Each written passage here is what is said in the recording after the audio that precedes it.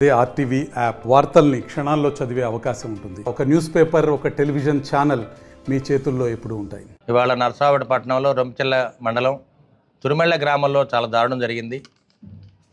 YCP కార్యకర్తలు Telugu Desam party సానుభూతి పరుడు మీద గోళ్లపూడి శ్రీనివాసరావు మీద మరి కర్రలతోటి రాడ్లతోటి దాడి చేసి మరి 2 కాళ్ళు విరగొట్టడం జరిగింది. ఇది చాలా దుర్మార్గమైన చర్య.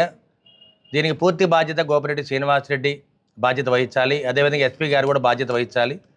ఎందుకంటే ఎస్సీ కుటుంబం నుంచి రోజు పనికెళ్ళి కూలీనాలు చేసుకుని గోళ్లపూడి శ్రీనివాసరావుని ఈ విధంగా దారుణంగా మరి హత్యా ప్రయత్నం చేయడం అనేది చాలా దారుణం. ఇది పూర్తిగా గోపిరెడ్డి శ్రీనివాసరెడ్డి కనుసన్నల్లోనే మరి అక్కడ వ్యక్తులు, తురుమెళ్ల గ్రామంలో ఉన్న ఎస్సీ వ్యక్తులు 5 కలిసి ఇతని మీద దాడి చేయడం జరిగింది. ఒకటి గోళ్లపూడి రామారావు గారు, అదేవిధంగా గోళ్లపూడి కొండయ్య, తిరుమల చెంచారావు, తిరుమల కోటేశ్వరరావు, అదేవిధంగా గుర్తులేని వ్యక్తి 5 అతను ఈ దాడిలో పాల్గొన్నారు. అదేవిధంగా దాడికి ప్రోత్సహించిన వ్యక్తులు అక్కడున్న సర్పంచ్ గాజుల మాణిక్యరావు, అదేవిధంగా చిన్న కోటేశ్వరరావు, కాటం శ్రీనివాసరావు, అదేవిధంగా కాటం నాగాంజనేయులు, వీళ్ళందరూ కూడా ఈ దుర్మార్గానికి ప్రేరేపించిన వ్యక్తులు. మరి ఎస్పీ గారిని ఒకటే కోరుతున్నాము, న్యాయ విచారణ జరిపించండి, వెంటనే వీళ్ళని అరెస్ట్ చేయమని మీడియా ముఖంగా తెలియజేస్తున్నాము.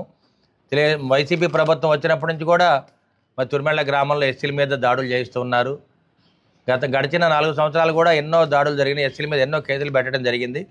అదేవిధంగా మా ఎస్పీ గారిని ఇంతకుముందు కూడా చెప్పడం జరిగింది, తురుమెళ్ల గ్రామం కానీ అలవాల గ్రామం అన్రెస్ట్ విలేజెస్ కాబట్టి వాటి మీద దృష్టి పెట్టమని ఆయన ఎన్నోసార్లు కోరడం జరిగింది.